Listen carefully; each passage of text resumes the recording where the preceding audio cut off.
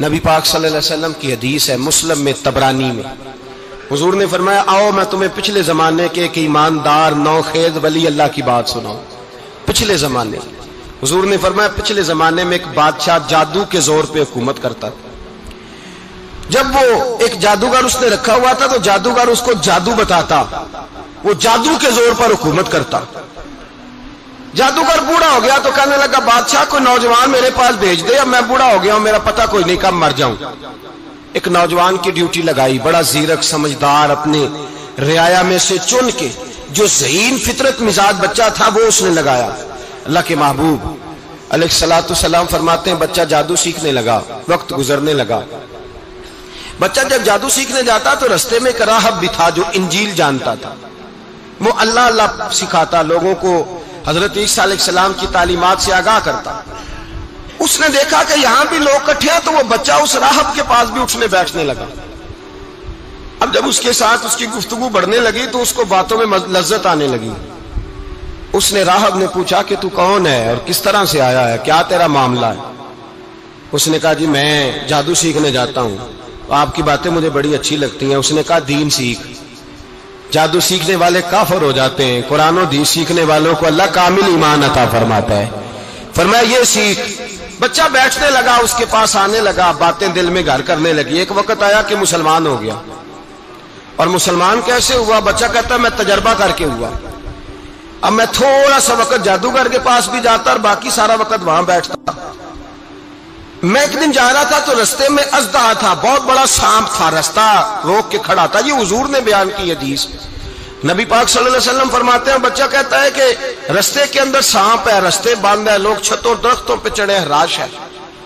کہتے چھوٹا سا روڑا میں نے اٹھایا تو میں نے کہا اللہ اگر جادوگر سچا ہے تو اسے مار دے۔ چھوٹا سا روڑا میں نے پھینکا، اژدہا کوئی نہ مرا۔ پھر چھوٹا روڑا اٹھایا، میں نے کہا اللہ اگر وہ عالم سچا ہے تو اسے مار دے۔ اب جب میں نے روڑا مارا تو اژدہا مر گیا۔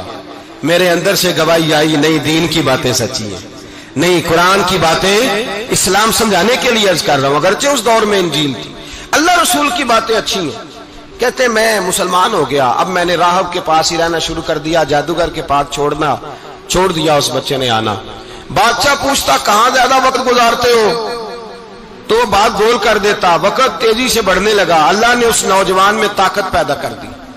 اب وہ اس کے اندر نا اللہ نے توانائی روحانیت پیدا کر دی، ابھی جوان ہے، 14-15 سال عمر ہے۔ اللہ نے اب جو بیمار بھی آتا وہ دعا کرتا تو اللہ صحت عطا کر دیتا، جو بھی آتا۔ بادشاہ کا ایک درباری تھا، بادشاہ کو پنکھا جلتا تھا، وہ اندھا ہو گیا، کوئی ایسی تکلیف آئی کہ نابینا ہو گیا، بڑے علاج کرائے شفا نہیں ہوئی۔ کسی نے اس بچے کا پتہ بتایا کانوں میں، اس کے پاس گیا تو بچہ کہنے لگا شفا تو ہو جائے گی پر کلمہ پڑھنا پڑے گا، مسلمان ہونا پڑے گا، جس پیغمبر کا میں غلام ہوں تجھے بھی بننا پڑے گا، دین پہ عمل کرنا پڑے گا، اللہ شفا دیتا ہے۔ اس نے کہا تو مجھے کلمہ پڑھا، مجھے شفا دے، میں تیار ہوں۔ اس نے کہا شفا تو اللہ دیتا ہے۔ اس نے اللہ تبارک و تعالیٰ کا ذکر کر کے دعا مانگی، یہ مسلم شریف میں حدیث ہے، طبرانی میں موجود ہے۔ اللہ نے اسے شفا دی، اس نے کلمہ پڑھنا شروع کر دیا۔ یہاں ایک نقطہ لکھا ہے ہمارے علماء نے، کہتے ہیں جب اللہ ولایت عطا کرتا ہے نا تو یہ سفید بالوں والے کا حصہ نہیں ہوتی۔ اگر جوانی میں کوئی آدمی توبہ کر کے تصوف کے راستے پہ چلتا ہے تو سب سے زیادہ ولایت اللہ اسے عطا فرماتا ہے، سب سے زیادہ ولایت اس کے پاس ہوتی ہے۔ ابھی اس کے بال کالے ہیں، چڑھتی جوانی ہے، دعا کی تو اللہ نے، اور حدیث پاک میں موجود ہے کوڑے آتے تو شفا یاب ہو جاتے، اندھے آتے تو شفا یاب، برس والے آتے تو اللہ سے دے، جوان ہے۔ بادشاہ کے پاس وہ واپس گیا، وہ جو آدمی جس کی آنکھیں ٹھیک ہوئی تھی۔ بادشاہ نے پوچھا کہ کیسے شفا ملی؟ تو کہنے لگا میرے رب نے شفا دی ہے۔ بادشاہ سجدے کراتا تھا، اپنے آپ کو منواتا تھا، معاذ اللہ، کہنے لگا میرے علاوہ کون رب ہے؟ اس نے کہا وہی رب ہے جس نے تجھے پیدا کیا ہے، اور وہی رب ہے جس نے مجھے اندھے کو آنکھیں دی ہیں، وہی ہے میرا مالک۔ کہا اچھا تو مجھے نہیں مانتا؟ کہا نہیں میں اپنے رب کو مانتا ہوں۔ بادشاہ نے اسے سزا دی، ستایا، اس نے بچے کا پتہ بتایا، پھر بچے کو بلا کے ستایا تو اس راہب کا پتہ بتایا، راہب بھی قتل ہو گیا، نابینا بھی قتل ہو گیا۔ بادشاہ نے کہا سپاہیوں سے اس بچے کو لے جاؤ اور پہاڑ کی چوٹی پہ جا کے نیچے پھینکو تاکہ مر جائے۔ بچہ پہاڑ کی چوٹی پہ گیا تو ہاتھ اٹھا کے کہنے لگا یا اللہ میرے لیے نہیں اپنے لیے، میرے لیے نہیں اپنے لیے انہیں اپنی قدرت کے جلوے دکھا، میرے لیے نہیں۔ اللہ کے بندے اپنی جان بچانے کی دعائیں نہیں مانگتے، اپنے لیے انہیں اپنی قدرت کے جلوے دکھا، یہ دعا مانگی۔ جتنے لوگ ساتھ آئے تھے وہ سارے زمین پہ گرے اور سب مر گئے، پہاڑ سے گر کے مر گئے۔ بچہ واپس سیدھا بادشاہ کے پاس کہنے لگا لو بھائی میرے رب نے مجھے بچا لیا ہے۔ جوان کا ایمان دیکھو، میرے رب نے مجھے، بولو میرے اللہ نے مجھے ایمان کی گواہی دے رہا ہے، میں بچ گیا ہوں، تو جھوٹا ہے، میرا رب سچا ہے۔ اس نے کہا لے جاؤ اس کو دریا میں، کشتی میں بٹھاؤ، بیچ دریا کے جا کے دھکا دے دو۔ بیٹھے کشتی میں، دریا کے بیچ گئے، اور جب جا کے وہاں اس کو دھکا دینے لگے تو اس نے کہا اللہ میرے لیے نہیں اپنے لیے انہیں اپنی قدرت کے جلوے دکھا۔ بس ایک طوفان سا آیا، جتنے سپاہی ساتھ آئے تھے ڈوب کے مر گئے۔ وہ بچہ اٹھا اور سیدھا پھر بادشاہ کے پاس، اسی کے پاس کہنے لگا لو بھائی میرے رب نے مجھے بچا لیا ہے، تیرے پاس آیا ہوں۔ وہ کہنے لگا تو کیا مصیبت میرے گلے پڑ گئی ہے، کیسے جان چھوٹے گی؟ تو بچہ کہنے لگا اگر تو مجھے باندھے درخت کے ساتھ اور سارے ملک کو بلائے، لوگوں اکٹھا کرے، پھر تو مجھے تیر مارنا، میں تجھے بتاؤں گا کیسے مارنا ہے، میں مر جاؤں گا۔ اللہ کا بندہ نوجوان ایمان دیکھو، مرنے کے طریقے بتا رہا ہے، میں تجھے بتاؤں گا میں کیسے مروں گا۔ یہ بات کہی، بادشاہ نے سارا مجمع جمع کیا، ملک سارا باہر آ گیا، درخت کے ساتھ باندھ دیا۔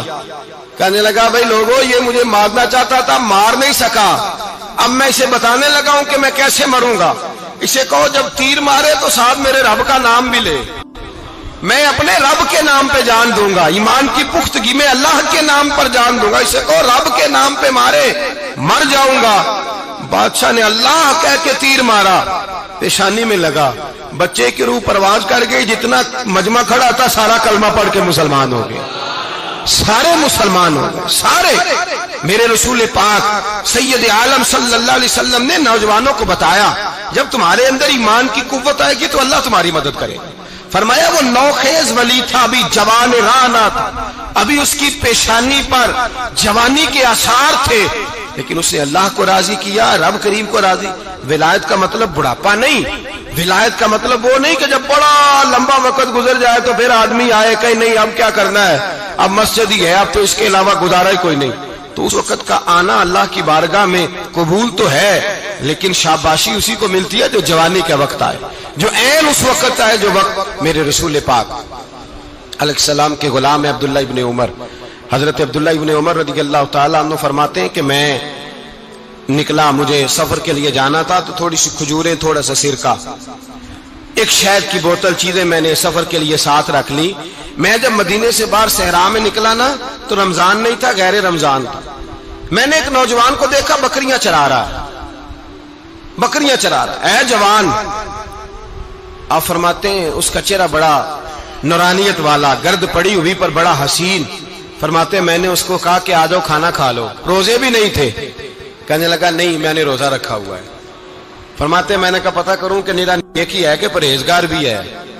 نیک وہ ہوتا ہے جو نماز پڑھے روزہ رکھے، پرہیزگار وہ ہوتا ہے جو گناہ سے بچے، وہ پرہیزگار ہوتا ہے۔ کہا پتہ کروں پرہیزگار بھی ہے کہ نہیں؟ کہتے میں قریب گیا تو میں نے جا کے اس کو کہا بھائی تیری بکریاں بڑی پیاری ہیں، میرا دل کرتا ہے ایک بکری مجھے دے دو۔ کہتے وہ جوان، غربت بھی، پریشانی بھی، پر دامان توکل کی یہ خوبی ہے کہ اس پر پابند لگے ہوتے ہیں، دھبے نہیں ہوتے، غربت ہے۔ کہا جناب ایک بکری دے دو۔ آنے لگا جناب بکریاں میری نہیں، بکریوں کا مالک کوئی اور ہے۔ کہتے میں نے آزمانے کے لیے کہا کہ بکریوں کے مالک کو کہنا ایک بکری بھیڑیا لے گیا ہے، کہہ دینا بھیڑیا لے گیا ہے۔ تو کہتے اس نے میری طرف دیکھا، گرد سے اس کے بال لٹے ہوئے، آنکھوں میں روشنی، چہرے پہ اطمینان، لب و لہجے میں ایمان کی طاقت، نوجوان۔ کہنے لگا حضور بکریوں کے مالک کو تو کہہ دوں گا بھیڑیا لے گیا ہے، جب عرش کا مالک پوچھے گا تو کیا جواب دوں گا، اللہ کو کیا جواب دوں گا؟ کہتے ہیں میں کانپنے لگا، اس کی بات سن کے واپس آیا، جو کام نکلا تھا وہ چھوڑا، واپس لوٹ آیا۔ میں نے پتہ کیا کس کا غلام ہے، پتہ چلا فلاں آدمی کا ہے۔ کہتے میں نے پہلے غلام خریدا، پھر پتہ کیا تیرے پاس بکریاں کتنی ہیں؟ اس نے کہا 400۔ کہتے میں نے مالک سے ساری بکریاں خریدی، پھر غلام کو بلایا، پھر وہ بکریاں تحفے میں دی، تحفے میں۔ کہنے لگا حضور یہ سارا کچھ مجھے کیسے ملا؟ میں نے کہا تیرا ایمان بڑا پختہ تھا تو میرے رب نے تجھے انعام عطا فرمایا۔